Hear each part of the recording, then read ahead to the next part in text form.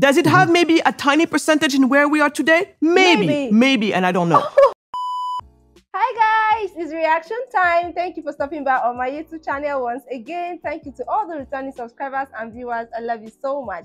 If you're yet to hit on the subscription of this channel, please do well to do so. It means a lot to me. So today I'm going to be reacting to the falling of World War II. Wow. I've been seeing this video pop up, and I'm like, okay, let me see what is in there for us, guys. So let's get right into this reaction and see what this video have to review to us today. Hi guys, thank you for stopping by on my YouTube channel today. Thank you for the like, subscription, and all the amazing things you do on this channel. It means a lot to me. Thank you so much. So today I'm going to be looking at a very sensitive topic and very enlightening topic. I've not seen this video before, but I feel it's going to be enlightening because it's going to be exposing a very sensitive topic, which is Africa is not poor because of colonization.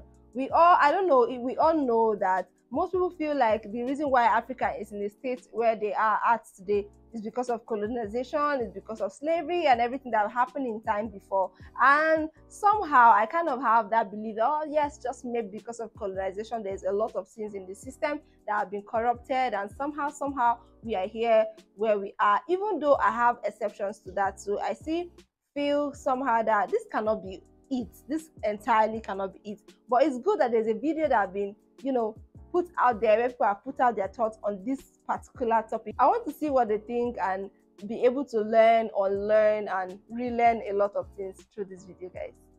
Well, you list here in one of your articles where you make reference to these rating systems, the bottom 10 countries for doing business in the world: Chad, Haiti, Central African Republic, Congo, Democratic Republic, South Sudan, Libya, Yemen, Venezuela, there's a lovely example, Eritrea and Somalia.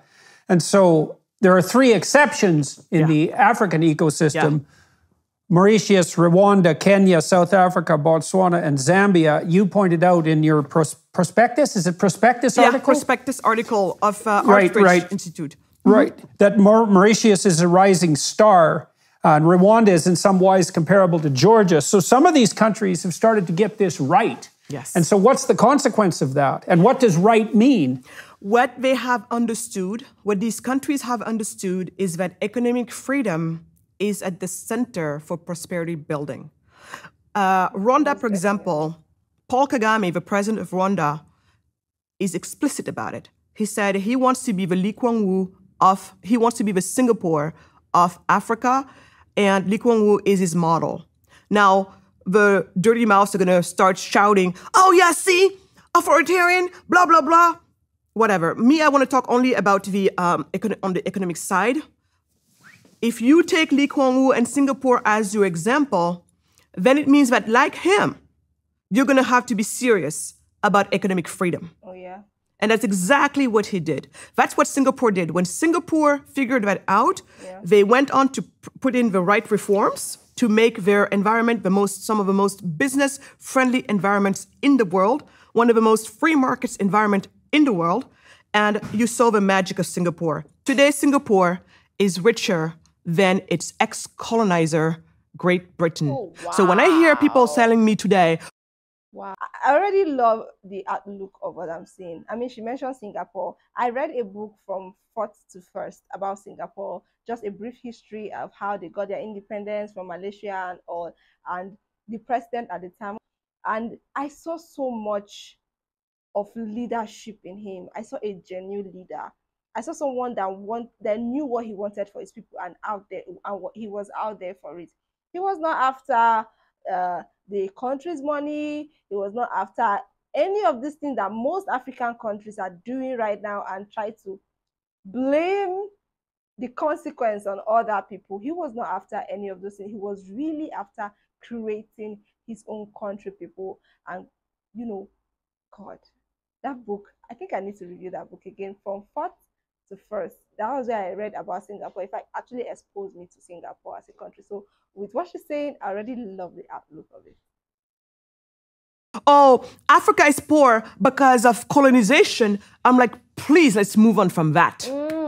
Does it have maybe a tiny percentage in where we are today? Maybe, and I don't know. But I know it's not the cause.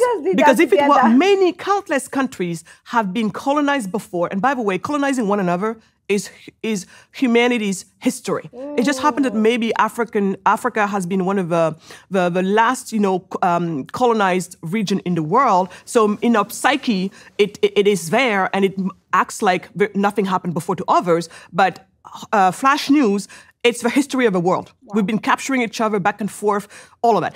I love this lady. I really need to check her out.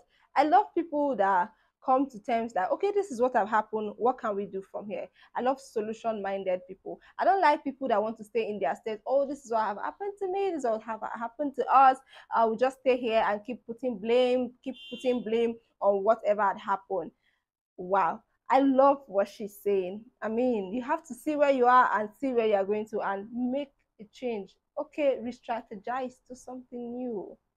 Wow. I love listening. Anyway, but the truth is, Singapore, richer than Great Britain today. And then Hong Kong happened. And then because Hong Kong happened, China even today happened. Because China's like, wait a minute, what went on over there?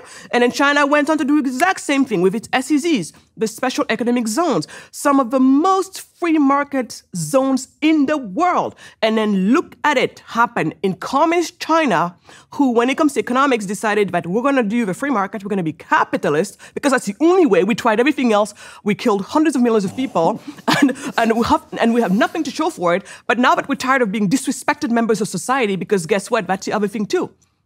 You want to be respected in this world? You're going to have to be among the prosperous ones for other reasons. Would it be nice, G, that we respect people just because? Absolutely. But that's really not the world we live in. So when China got tired of being disrespected, they're like, maybe we got to build also some prosperity here, because then they're going to hear us. And today, China, being one of the, being where it is at, even Hollywood, who tries to tell the world how to think, is being told by China what movies to make and how to tweak stories and history in order to be palatable for them. You see the power that comes with being prosperous. The consumer.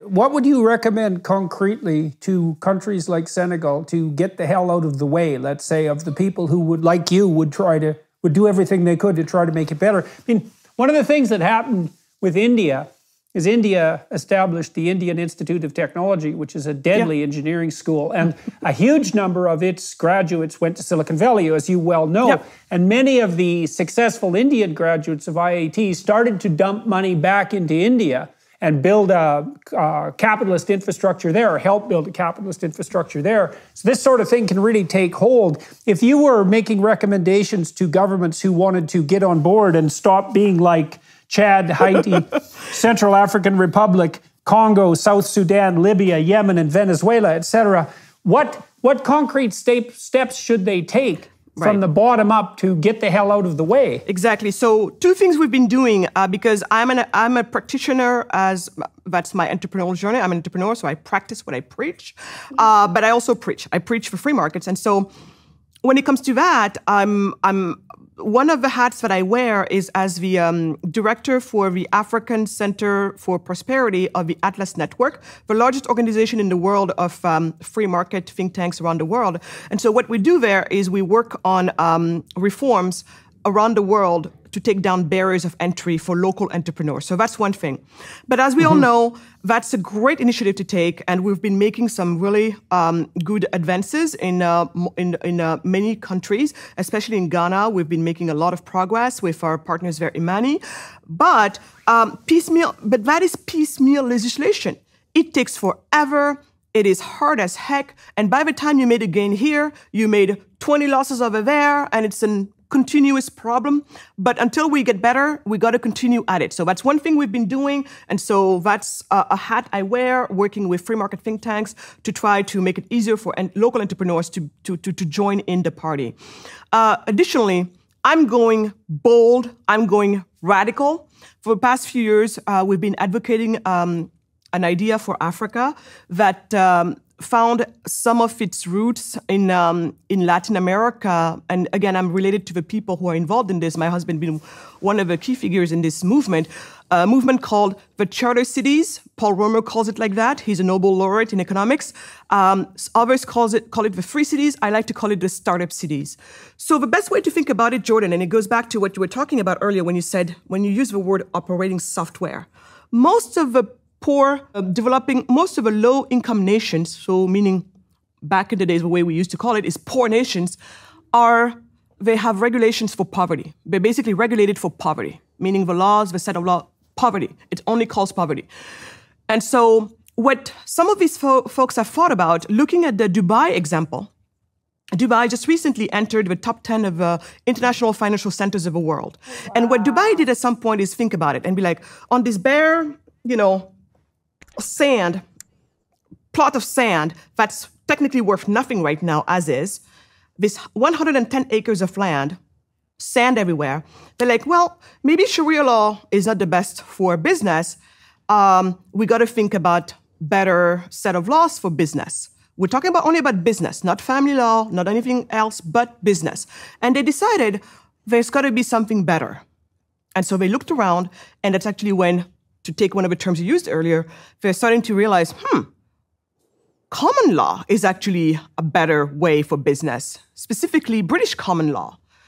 So at that point, and I'm oversimplifying here because otherwise we can totally geek out on it. Remember, this is like one of my latest things that I've been involved in, but latest, it's been the past 10 years, and I'm going to share with you a win. So Dubai is like, we have to adopt British, common law, primarily British common law. We're going to hire retired British common law judges to come and educate the law here, train our own people. And that, along with many other reforms, to also become a top center when it comes to the, and in the free market when it comes to the finances. Dubai. Yeah, well, that British common law system, so it's very, very interesting theologically and metaphysically. So it's predicated on the idea that every individual has all the rights that there are, except for those that are specifically regulated and limited by legal necessity. And then generally that realm of necessity has emerged only as a consequence of disputes between people. So you're free to do whatever you want unless you have a dispute with someone else. Then the dispute is adjudicated according essentially to constitutional and theological principles, and then a precedent is established. And then the whole body of law built up that body of precedents. Yes. Yeah, and it's bottom up, not top down. It's totally and that. English common law is a gift from God, man. No, it's something else. Absolutely. And that's the key word there when you said bottom up. So common law is so much better for bottom up approach. I love her approach to this question. And I could pick out two things. Number one, whatever rally they are doing, have the common man in view, the small entrepreneurs in view. And that is really excellent, because if you are going to have a financial plan that does not involve small market, small business, there's going to be a problem. You're going to lose a very large percentage of the economy you are trying to drive at. And I also saw she kind of talk about time. If you are craving for such kind of change, financial freedom, economical boom, you must be patient enough to want to achieve that. So time is in quotes. And the story about Dubai, she closed her eyes and was like trying to envisage what they saw before Dubai was created. That only depicts one thing: a visionary. You must always have to see something to create something. I mean, I love this video so much. Approaches, and we all know that markets work better in a bottom-up approach. And also, when they have to educate the law and resolve a dispute, they're going to be much more respectful to the contract that was passed between the two parties than, say, civil law would be. Right? And so anyway, so from this standpoint here, you have Dubai who's now trying to put all of this together, and eventually they put a set of laws together that would now be conducive to being a top international financial center in the world. And voila, in less than a generation, in less than 25 years, Dubai completely unrecognizable. Yeah. Wow. Oh my, I really love this video, and I really, like I said from the beginning, I hope this video will make me learn, unlearn, and relearn, and it has actually done everything. So I think I stand with their point, actually, because, okay, fine, colonization had happened, all of those things had happened, So this is where we are at now. What can we do to get to where we want to be? There are a whole lot. It's not possible to say the solution to freedom from poverty or freedom from poverty for Africans is not, the solution is not within the art realm. The solution is definitely within. It's something we can try to do. It may not be easy, right? But we can try to achieve it. Like what she said, you see how Dubai came to be. They knew this is going to take time and they did it. And the whole Dubai reformation came out of a vision. And she spoke about Singapore, and I was saying the president of Singapore at the time, he had the heart for the people. He was a true leader. He had the quality of a good leader. So I would say, to my own opinion, that the more problem that African countries have is not just colonization, it's leadership. If you have leaders that are visionary, who want change as much as the citizens do, as much as they say it, if they really genuinely want to change as much as they say it, as much as they make it seem, I think would have been better than where we are at now. So we need to check a whole lot of things and stop blaming everything on colonization. Like we both of us said it coincidentally together, that it may be colonization may be a part of the problem while we are here. We have to still fight some of the systems that are already in place to get there. But can we just start already? Start to do something, try other things. There are other strategies, other methods you can try out, you can start doing to get to a place of economical boom, financial freedom as a country and out of poverty. So they should stop blaming all on colonization and start fighting corruption, bad leadership, bad governance, and all of those things, and see where it will take us to as a country.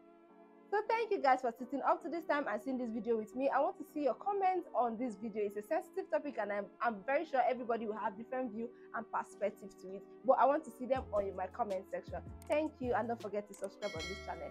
Bye.